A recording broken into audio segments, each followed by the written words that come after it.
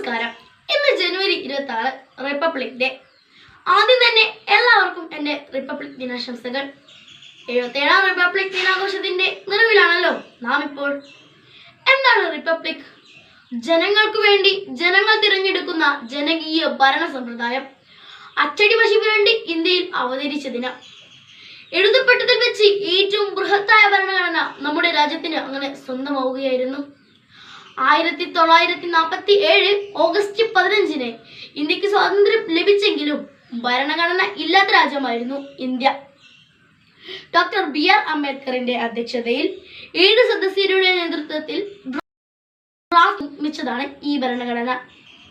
പ്രത്യേക ഭരണഘടനയ്ക്ക് കീഴിൽ രാജ്യത്തെ ഭരണം നിർവഹിക്കുന്നതിനുള്ള രാഷ്ട്രതലവനെ തിരഞ്ഞെടുക്കുന്ന സമ്പ്രദായം നിലവിലുള്ള രാഷ്ട്രങ്ങളെയാണ് റിപ്പബ്ലിക് എന്ന് വിളിക്കുന്നത്.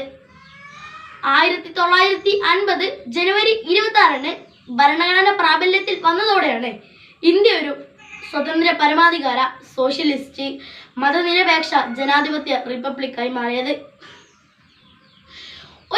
ഒരു ജനതയും ഒരു ഭാഷയും ഒരു സംസ്കാരവുമല്ല, മറിച്ച് പല ഭാഷയും പല സംസ്കാരവും പല ജനതയുമാണ് ഇന്ത്യയുടെ സവിശേഷത.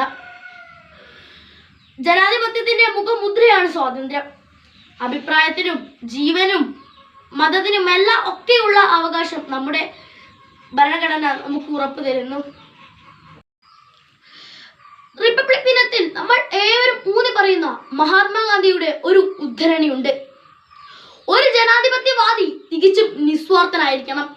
തന്റെയോ തന്റെ കക്ഷിയുടെയോ പേരിലല്ല, മറിച്ച് ജനാധിപത്യത്തിന്റെ വഴിയിലൂടെ മാത്രമേ അയാൾ ചിന്തിക്കാനോ പ്രവർത്തിക്കാനോ സ്വപ്നം കാണുവാൻ പോലും പാടുള്ളൂ. ഇന്നത്തെ ദിനത്തിന്റെ പ്രാധാന്യം നിലനിർത്തുവാൻ വേണ്ടി ന്യൂഡൽഹിയിൽ എല്ലാ വർഷവും വൻ സൈനിക പരേഡുകളും സാംസ്കാരിക പരിപാടികളും നടത്താറുണ്ട്.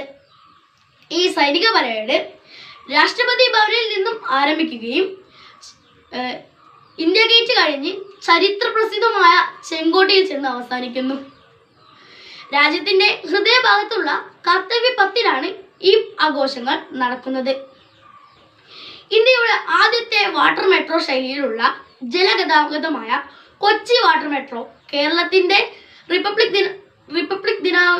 ദിനാഘോഷത്തിന്റെ ഭാഗമായി പ്രദർശിപ്പിക്കുന്നുണ്ട്.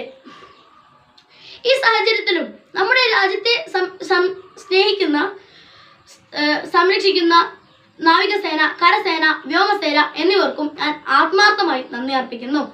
ദേശസ്നേഹം ധനധർമ്മം പോലെയാണ്, അത് വീട്ടിൽ നിന്നും ആരംഭിക്കണം. ഇത്രയും പറഞ്ഞുകൊണ്ട് ഞാൻ എൻ്റെ വാക്കുകൾക്ക് വിരാമമിടുന്നു. നന്ദി, നമസ്കാരം.